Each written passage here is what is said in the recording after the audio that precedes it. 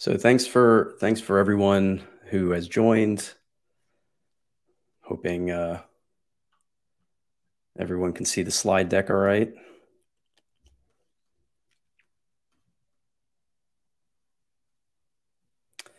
So today we're going to be talking about NATS 210, the 210 release, and focusing on a few different highlights, select features, improvements that we're going to kind of cover. I expect that, everyone will be hopefully highly engaged, asking questions and ensuring that you're getting your questions answered about 210. And we're going to sort of get into a demo at the end that's actually going to get into the auth callout, which I know has been a very anticipated feature. And so we're going to kind of walk through what that looks like. So 210 was roughly released about a month ago in September.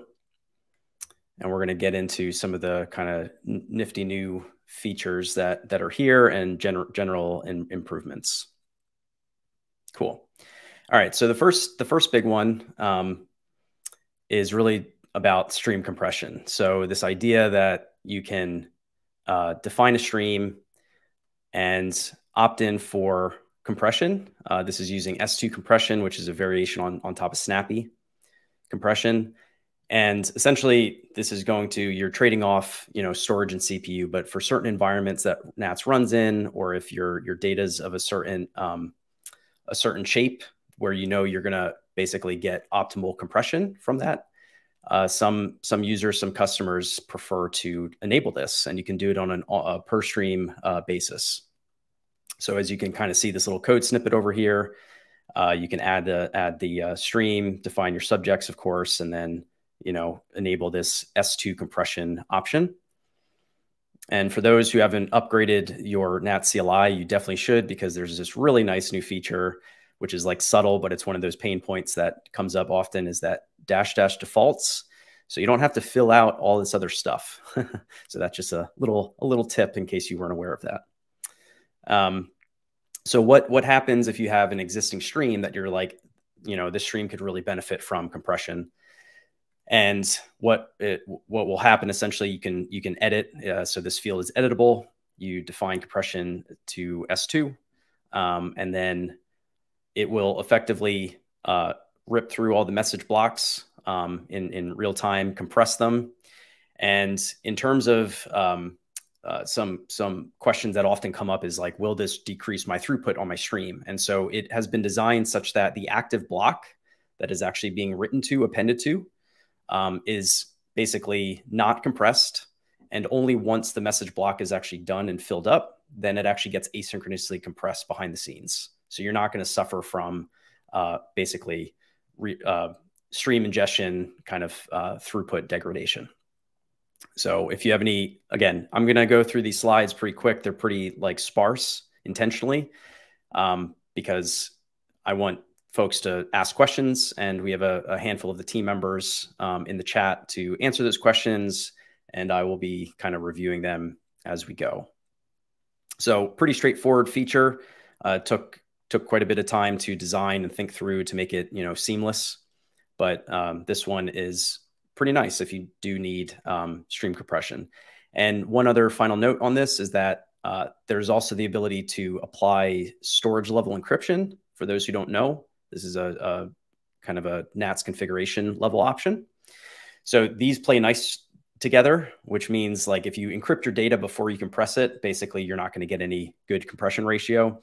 So again, it's been implemented such that the data actually gets compressed prior to being encrypted. So you actually get that benefit of compression.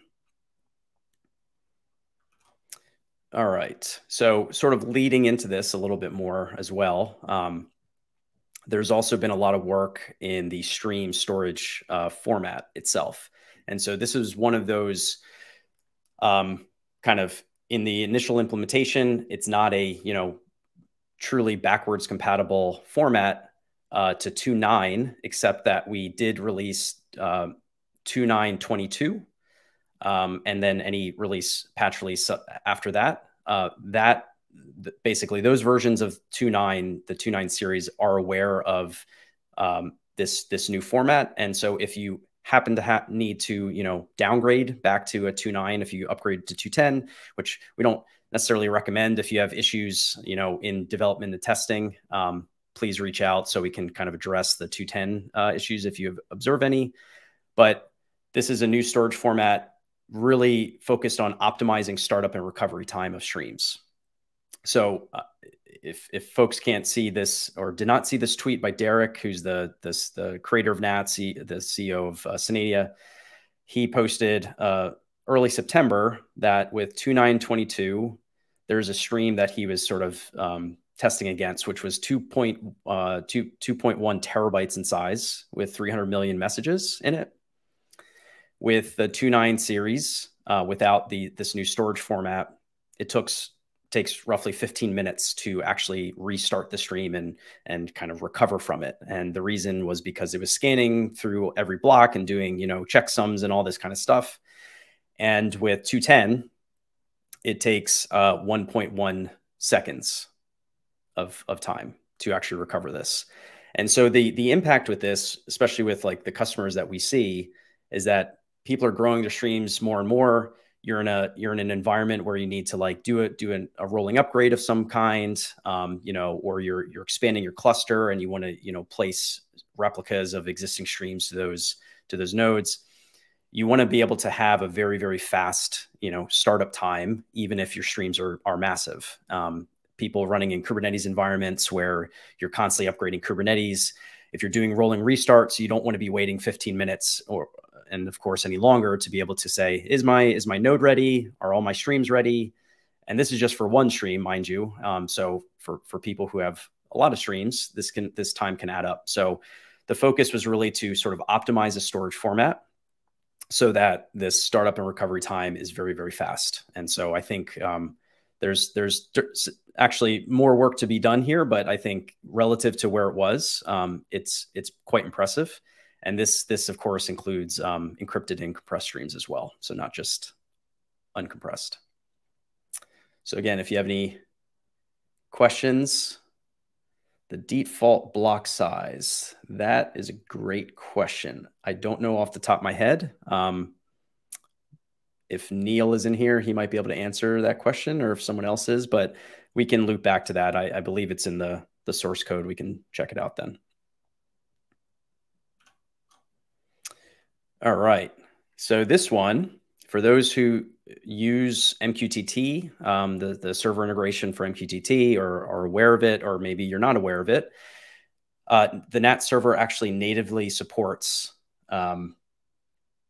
MQTT. So MQTT clients can connect directly to NATS, talk the MQTT protocol, and there's actually a implicit translation between MQTT topics, as they refer to their sort of like subjects in our parlance, in the NATS parlance.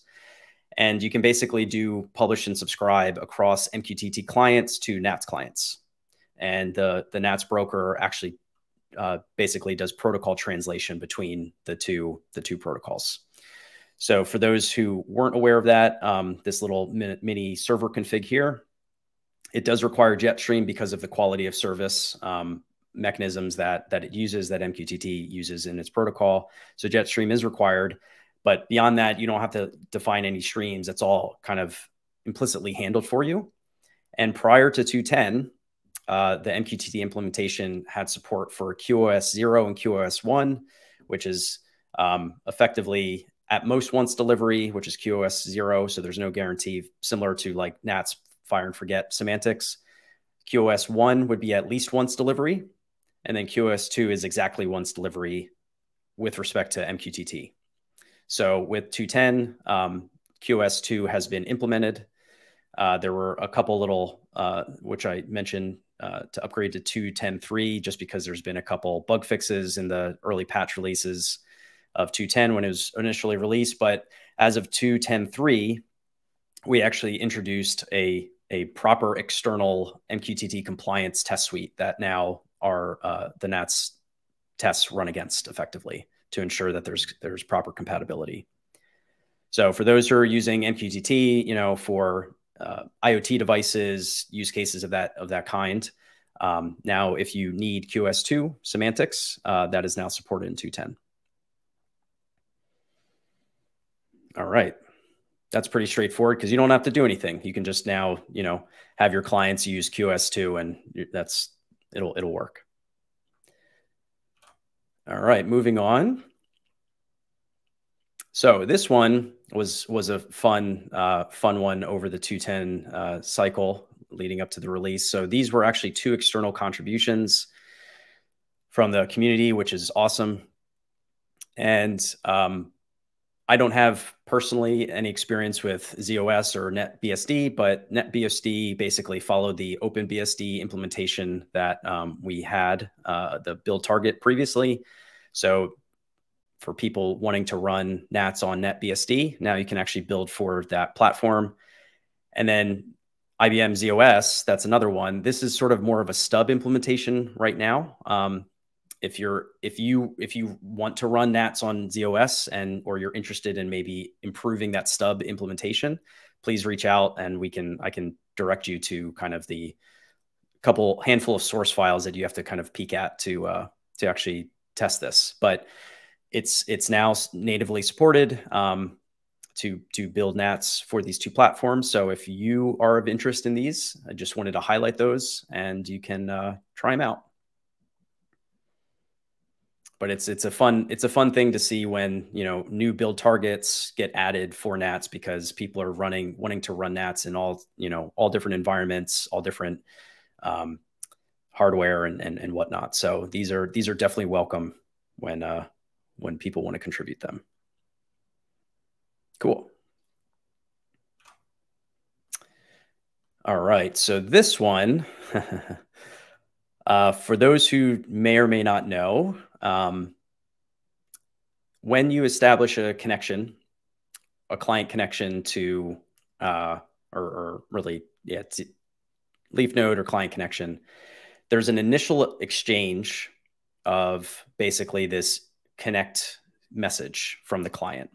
And it basically provides information about the client. So this could be like the, client library that you're using, the language you're using, the version, things like that, various capabilities and whatnot.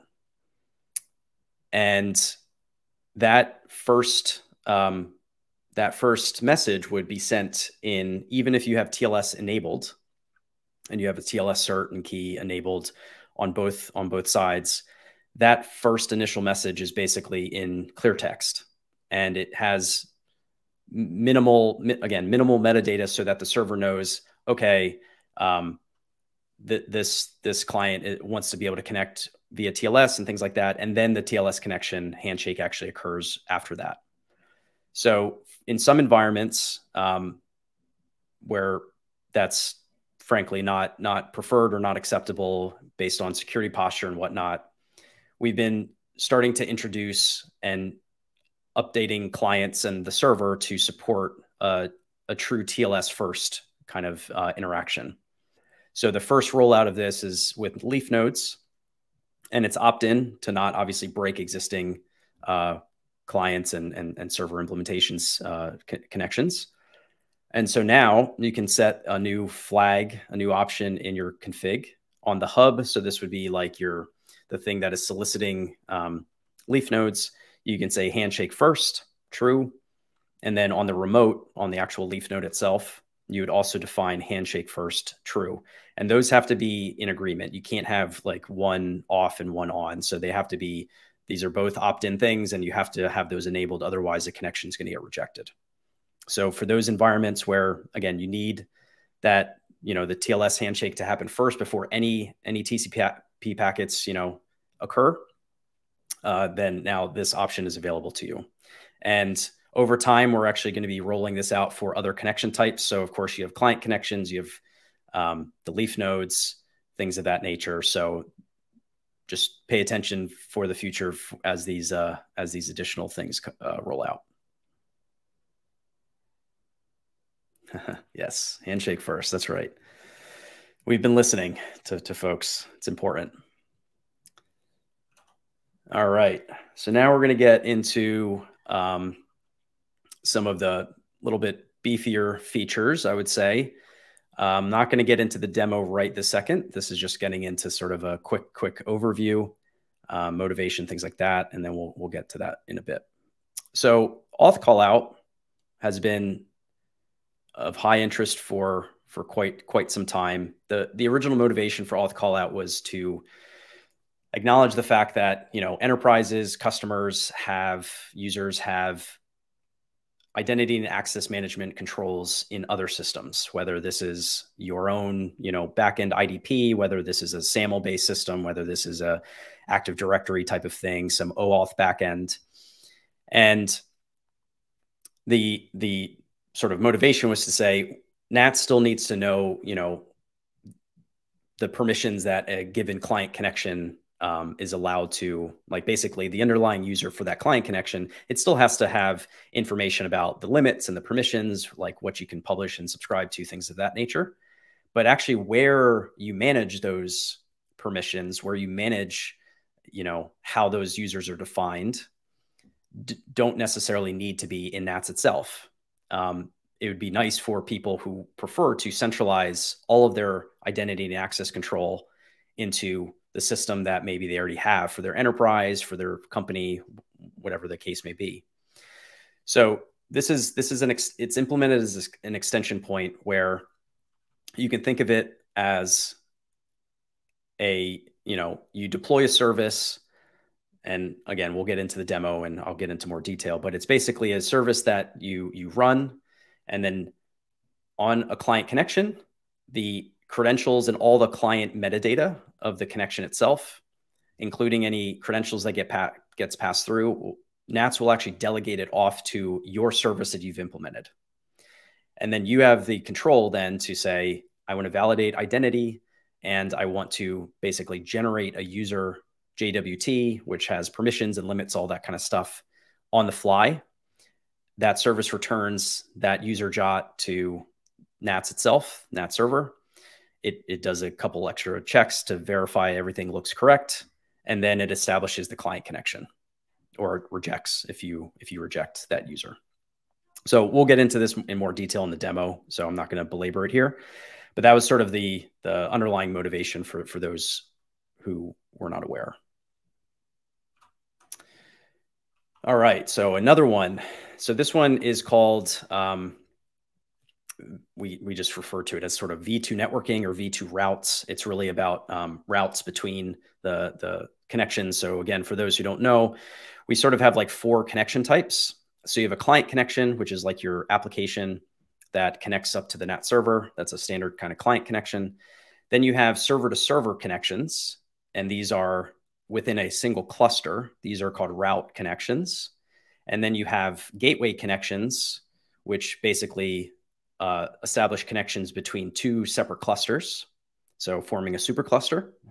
And then you have, as I mentioned before, leaf node connections. So that's another kind of connection type. And all of them have subtly different, semantics and whatnot. So with V2 networking, this is focused on the route connections, so the intra-cluster connections. So one of the observations over time with people, trying to scale NATS farther and farther, creating bigger and bigger clusters, is that every route connection or any 2 pairs of servers only had a single TCP connection between them. So what that means in practice is that because NATS is location transparent, it provides that mechanism to say, hey, any publisher and subscriber can be anywhere. I will ensure that, the traffic is routed appropriately across route connections. It's always a single hop before it actually lands to a subscriber if a publisher is on connected to a different server, for instance.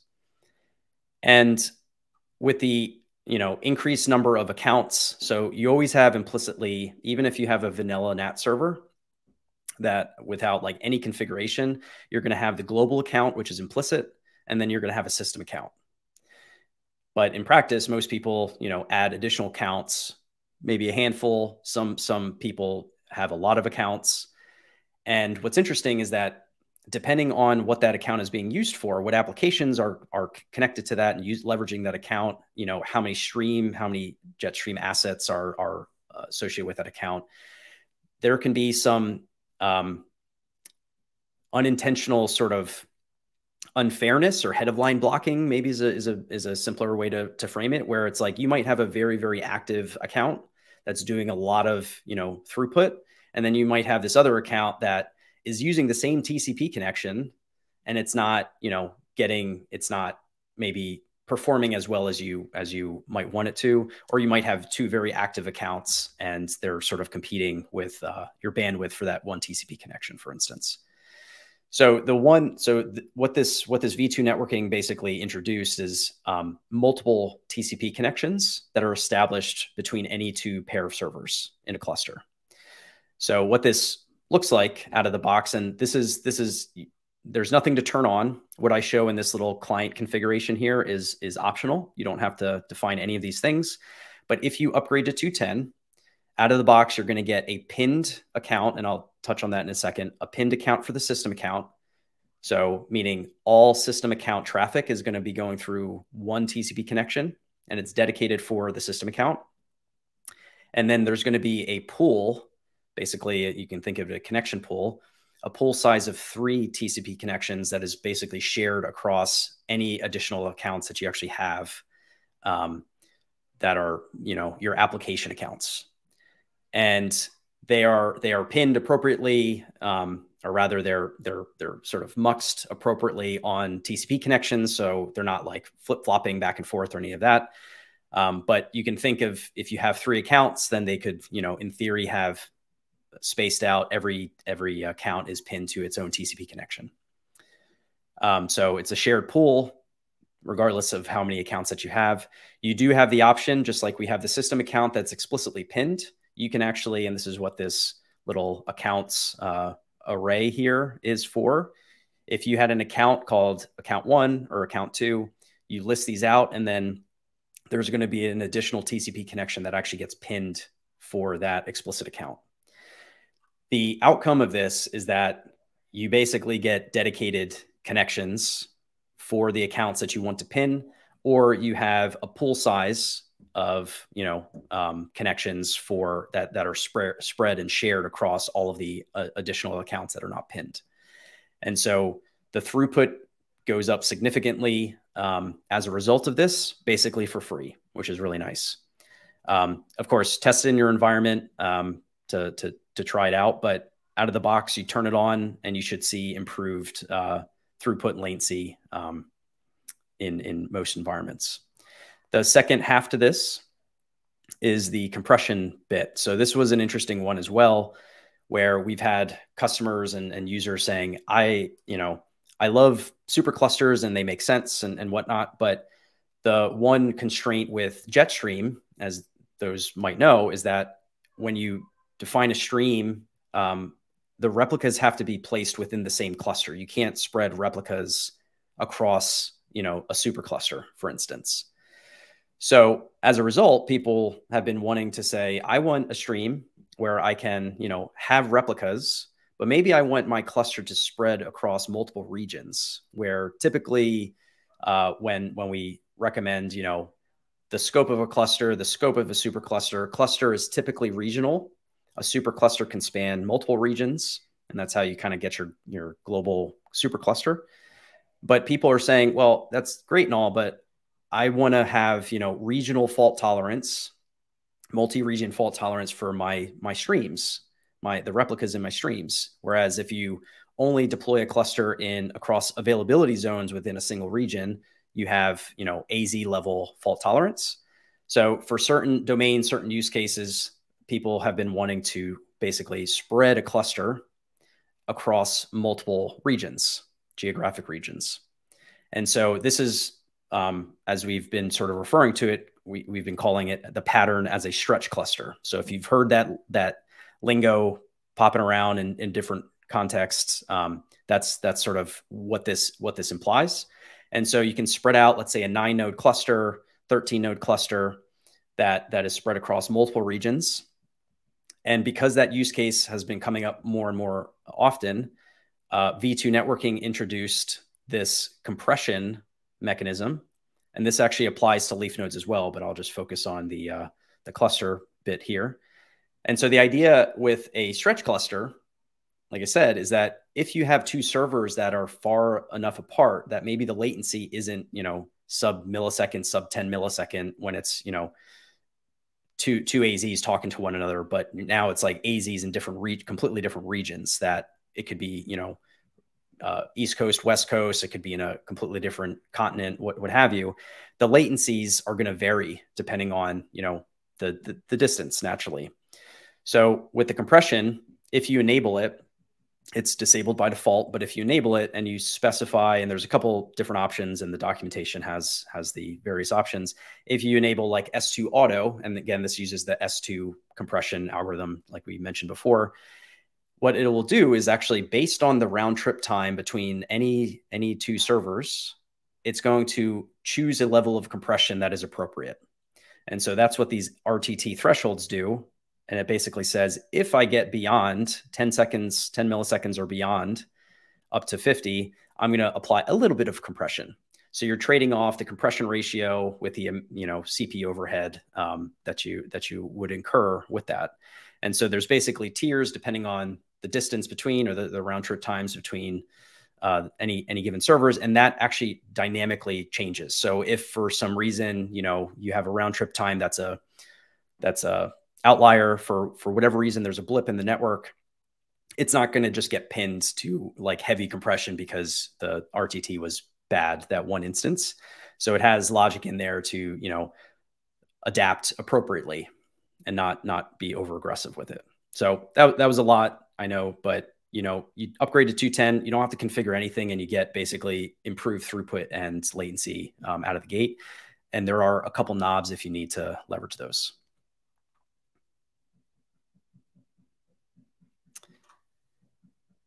I got a question from Diego. Yes, that is correct. Yeah, the max stream replicas continue to be 5. Yep.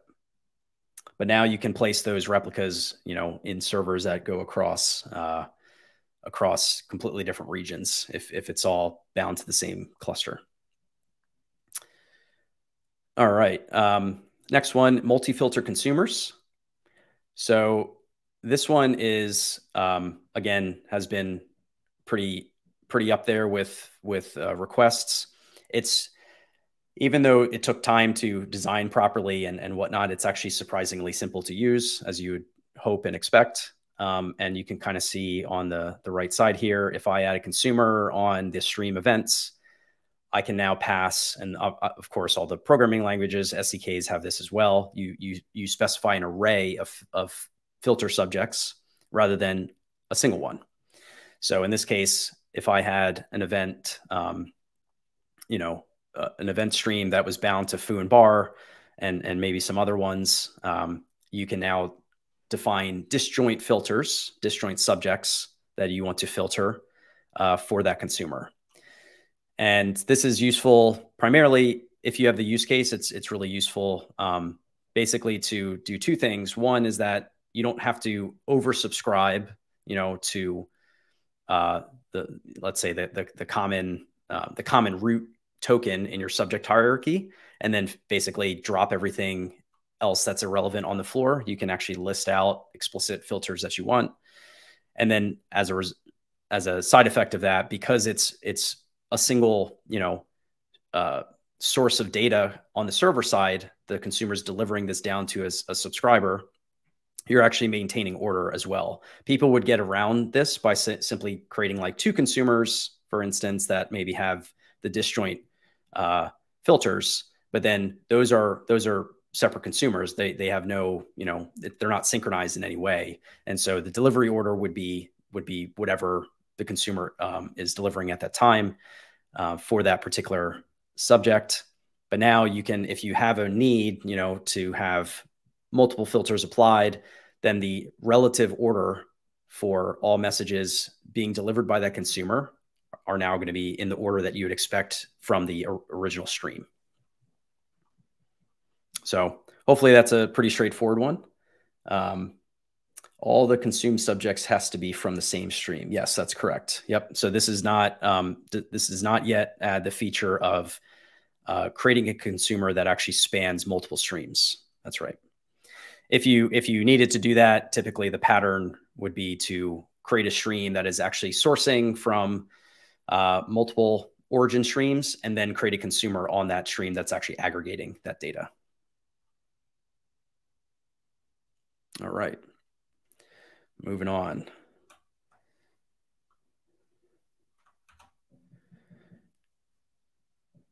So I think this is the final one before we get to the demo, if I'm not mistaken.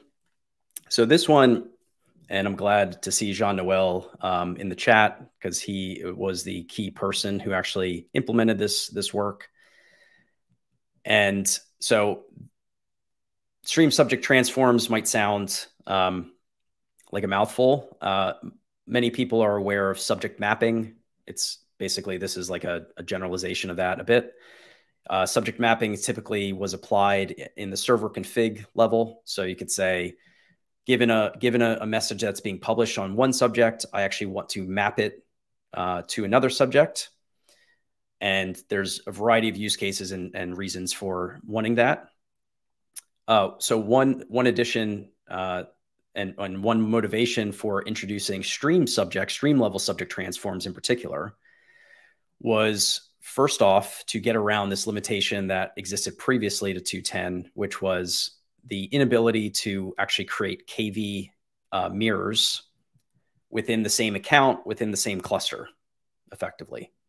So KV mirrors always worked across leaf node connections across different Jetstream domains. So if none of this, like if this is all, doesn't make sense, don't worry about it. It's clearly not relevant to you right now. That's fine. But for those who are using KV buckets and wanting to create mirrors from them, there was a limitation that you couldn't do that previously unless you were spanning a Jetstream domain or cross accounts and things like that. So that was one of the core motivations for this general idea of the subject transform. And the idea is that, and as the little code shows on the side here, you can create a stream, and now you can define this source destination, source transform, which is effectively just the subjects that you want to transform. I only have one subject defined here, so it's just events.star. And then I define this transform destination. And of course, this is cut off. So let me fix that real quick for everybody. There we are. So we take our input source, which is just the subject we're matching on, and then I apply the destination. So this can be read as, I keep my single token, my events, that's just a literal token. I want to bring in my first wildcard, which is just the star. So I'm preserving that token. And then I'm basically saying I'm applying this logical partitioning token, which is going to say, give me 5 partitions and compute that relative to the first wildcard. So this one here is basically saying reference the first wildcard and then compute the deterministic partition based on that token.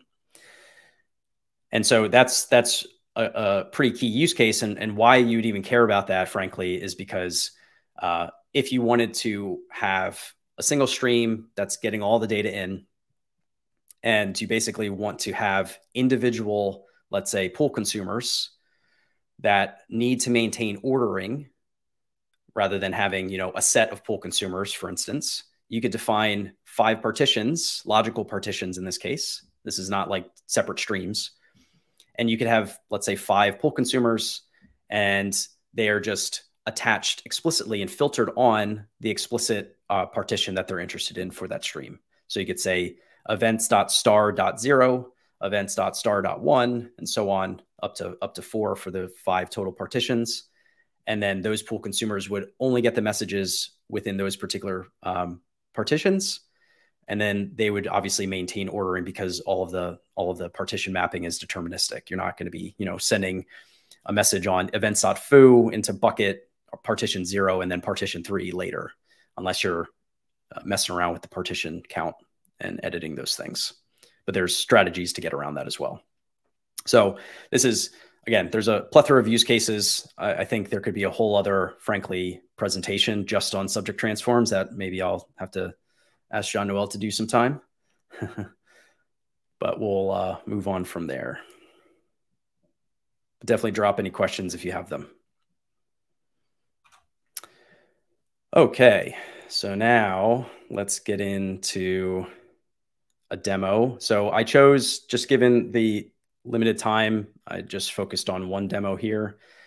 Again, it has been pretty high interest. So I just kind of wanted to go through a more or less end-to-end example of this, and like that would be practical. So a common one is wanting to integrate auth callout with, let's say, an OAuth provider of some kind. So I'm going to switch sharing my screen in a second.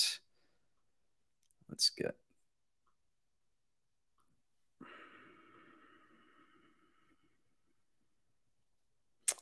Actually, I can just do the tab. All right, cool. So then I'll flip over to my terminal in a second. So can everyone see this? Actually, let's flip over to the terminal. Let's make it fun. Let's get to.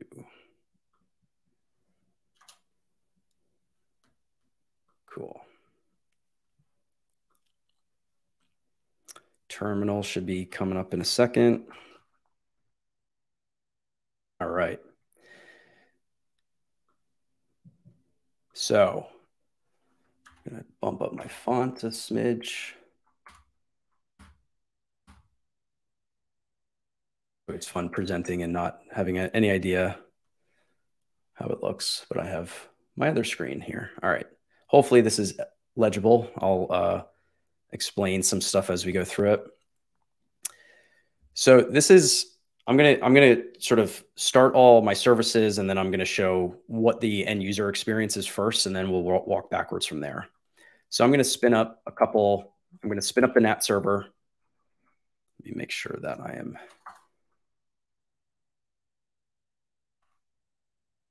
Get that on right now. So I'm spinning up a vanilla NAT server without any data in it, just to make sure that it's all cleaned out, nice and tidy. All right, cool.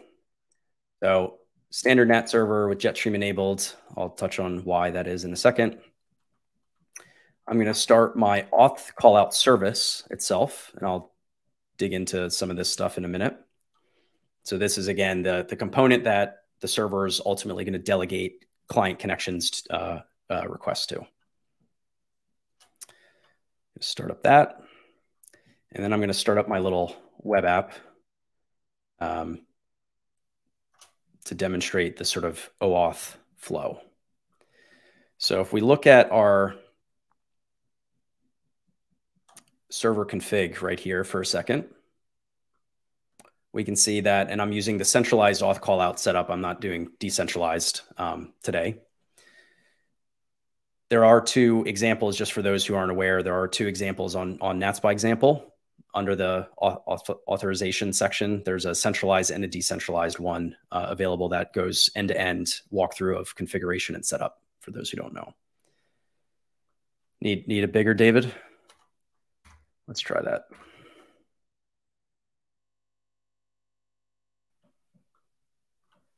There we are. Okay. So we have a couple accounts here.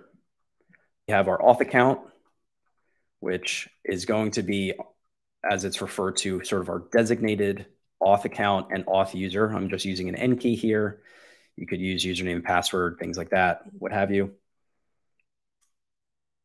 I have this app account, which is my generic single, application account that I'm going to be using for standard applications, users, things like that. And then I have my sort of empty sys account here, which you can't enable Jetstream for that system account anyway. And then I have my authorization block, which is actually this is a pretty bare bones, but these are literally the only four config options that you can define for auth callout in this centralized mode. So we have an issuer N key, the user that I am basically saying which user in my auth account that I've defined here am I basically allowing to connect to the NATS, NATS server for my auth callout service itself. And again, we'll get into that in a minute. I'm not going to, step through every bit of code implementation because that would take too long. But I just want to kind of highlight a couple things. And then the final optional configuration option you have here is the ability to set an X key, which is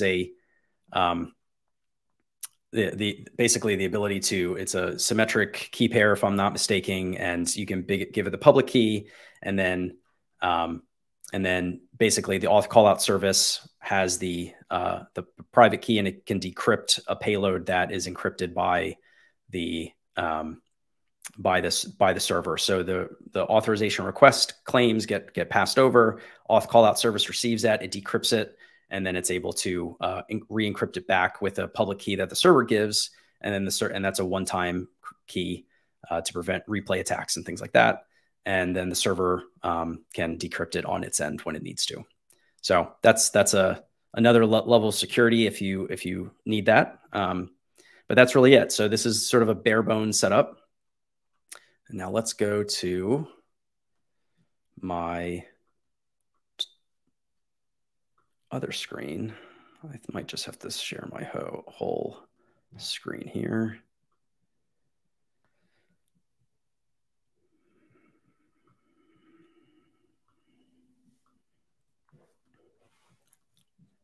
Okay.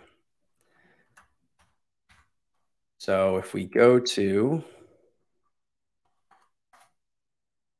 very fancy login page, which is probably super tiny. Go. I have a button called login. I'm going to click on it, and then magic happens. Okay. So what happened here? So I logged in. I set up a Auth0 account in this case, and I'll step through this in a second. But there's effectively integration with Auth0. It's going through a standard OAuth webflow. And let's look at this code real quick.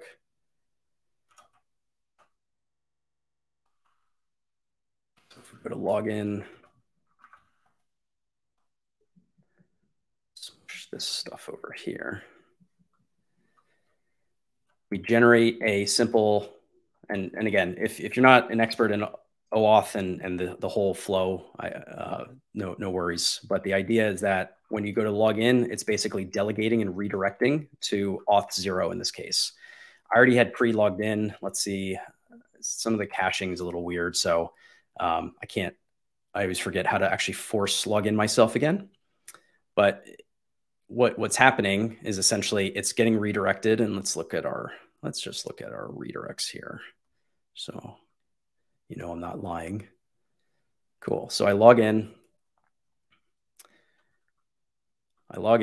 I get a redirect to my NATS demo Auth0 endpoint, which basically passes the client ID, this little state value,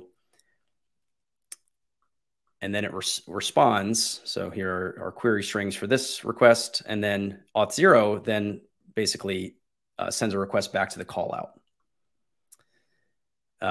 the redirect URI that I define, which is now back to my local host. So I have an auth callout endpoint that I've implemented here. And again, this is just vanilla, standard setup for an OAuth type of flow. You can see I had stored this little state value as a cookie. I am comparing my state with the thing returned by Auth0. I do some exchanges and blah, blah, blah. I get my ID token, which has like my user claims and all this kind of stuff. I extract the claims, and we'll get back to that in a second. And then I am actually using a KV bucket that I have set up with the auth account. And what this is doing is essentially storing the user claims on behalf of this particular user for the session. So this SID is the session ID. And if I go over here, terminal, if I look at the contents of my bucket, I actually see a subject. There's my KV bucket. This is actually my session ID. And then this is the user claims that is returned and stored in Auth0. Okay. This particular one is of interest. And if we go back to our terminal or our screen over here, getting there. I'm not a wizard with Hopin. Should be by now, but I'm not. All right. So now we'll go through here. And this is simply rendering my app metadata. So if we go into our user details and Auth0, again, depending on your backend, you might have various ways of managing this. But the key thing is like, how do we connect the dots between, my OAuth user and NATS and a NATS user? So if we look down here, and again, every backend is going to be subtly different, but for OAuth-based ones, you usually represent these as sort of an additional claim that gets bound to your ID token. And I have application metadata that I explicitly set. So I'm centralizing all my users in Auth0 in this case. And I have a little bit of metadata, and you can, you can define permissions, anything that is relevant for your NATS user that you're going to be generating from your auth callout service. And you can manage it in one place. And so once I do my Webflow, this app metadata basically gets returned to my Webflow. I store it and stick it in my bucket, in my KV bucket. And I simply redirect to the home page. And then I say, hey, I'm going to get my session ID that's bound as a cookie. And I grab the user claims from my bucket. And then I'm actually simply formatting this here. I'm indenting it. And then I'm using, this is the magic.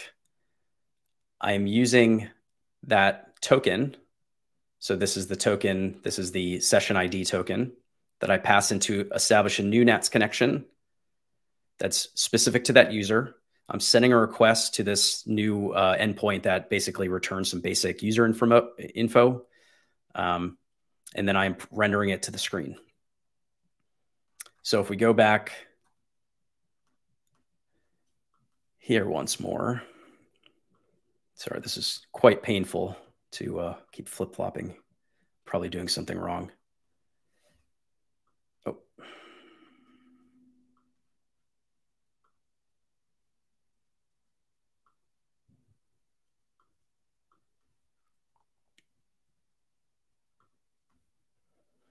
So if we go back to our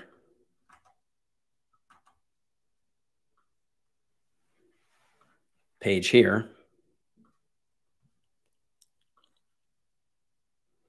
we see that I'm extracting out my name from the user jot. There's a bit of lag. Here we go. My name and my email address from my OAuth, my Auth0 account. I'm rendering my metadata that I had set in here.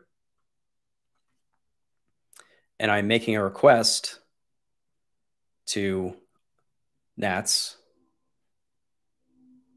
Yeah, that's right, David.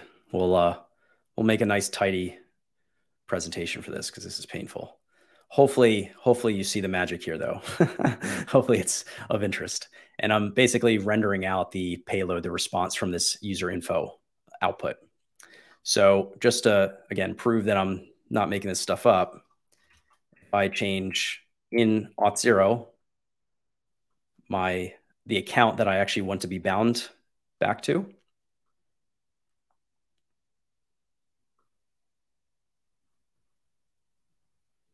I'm going to relog in.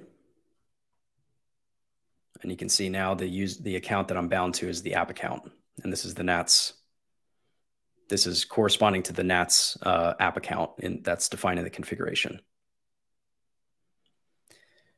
So again, the whole point of this, and we'll do a more robust demo.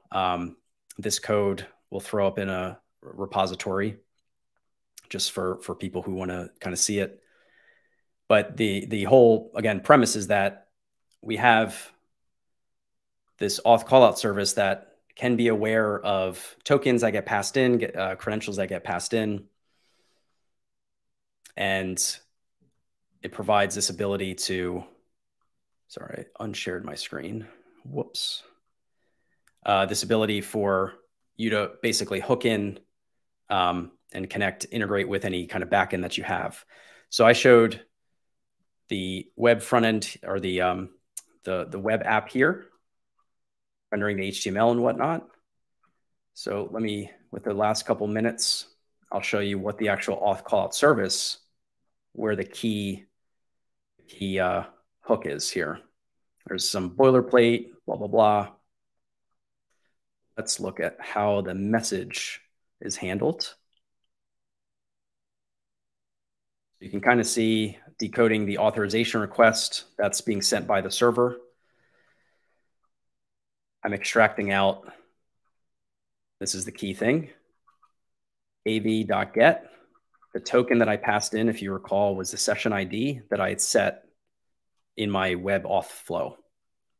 So that entry is expected to be here, which is what this is, right?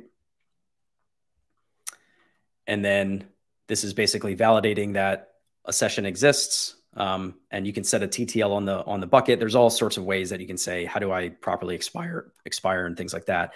But this is effectively the key value bucket is the link between setting a token through my kind of auth callback flow, and then your auth callout service being able to observe this token and basically generate a user profile, a user jot that NATS understands.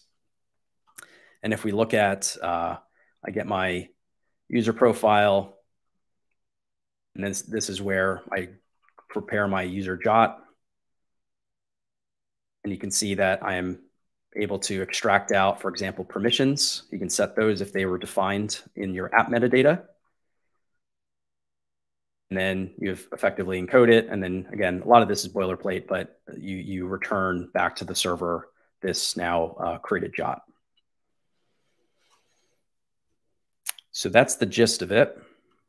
I hope that wasn't too painful to show. And again, we'll do a better, this was our live painful way of showing it. We'll prepare a more slick one to run through so people can follow along. But I think it should be of good use to folks. And we'll get back to our final handful of minutes to get any remaining Q&A that we have.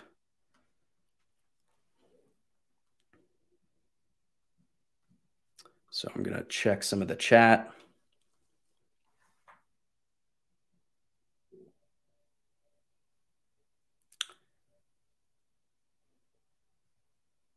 So is there a way for the client to renew the NATS jot prior to expiration? Right. So you can set an expiry on the jot that is returned by the auth callout service, and the server will respect that. And once the jot has expired, the user jot, it'll effectively today disconnect the client, and the client would just have to reconnect at that point. We're doing some work into ensuring that the client connection state is not lost. Rather, it's sort of like, hey, you got to re-up your credential. We're going to retain the client connection state, and if you can give me a new valid one to basically reestablish the connection, then it'll work. But that is not how it works today, as far as I know. But that is an area of improvement for sure. But it does respect the expiry. So if you have explicitly short-lived client connections that you want to retain, you can set that. It'll disconnect the client after that point. Maurice.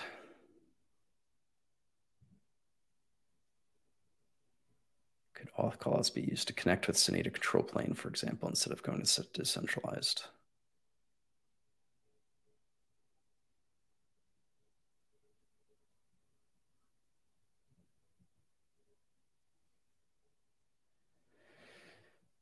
Sorry, I have to reread this.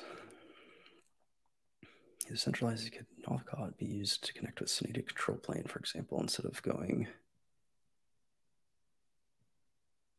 It's a good It's a good question. I mean, yeah, control plane provides management of users. So in theory, it could work in this similar way. I have to digest that question a little bit more. We can follow up, Maurice. Yeah, so a couple things, and we've gotten some feedback on the sort of onboarding of both decentralized and centralized auth. I think there's still some, developer experience improvements that we can improve. So the centralized one doesn't feel like an all or nothing transition if you do want to evolve to it. And then the decentralized one is fairly straightforward to adopt. There is a nuance, which again, in the NATS by example and the documentation, which still needs to be updated a bit, but the NATS by example basically goes through everything that you need to know. And then the documentation is going to further expand on considerations with that. Decentralized auth is pretty straightforward to transition to. It's a couple extra configuration options, and you need to work with this sort of like Sentinel credential, and there's a reason for that. The docs are going to get into that. But again, if you're actively wanting to evolve your system to using auth callout, if you have a real interesting use case for that or have been awaiting this, please reach out, because I know this was designed as an extension point. It's not going to be, as trivial to set up as some of the other NATS features that we all, love and love the simplicity. This one is a little bit more nuanced to kind of set up. But if people have, issues, questions, concerns, confusion, please reach out. We're definitely happy to help. And with that, we're right at the top of the hour. So I am going to thank everyone who was able to join. This recording is going to be available for folks to rewatch if you want to. And then as David offered, thankfully, we're going to do a proper re-recording of this demo that's a much simpler to follow. So thanks, everyone. And again, if you have any questions, drop them in Slack. Let us know, and we're happy to help as always. Take care.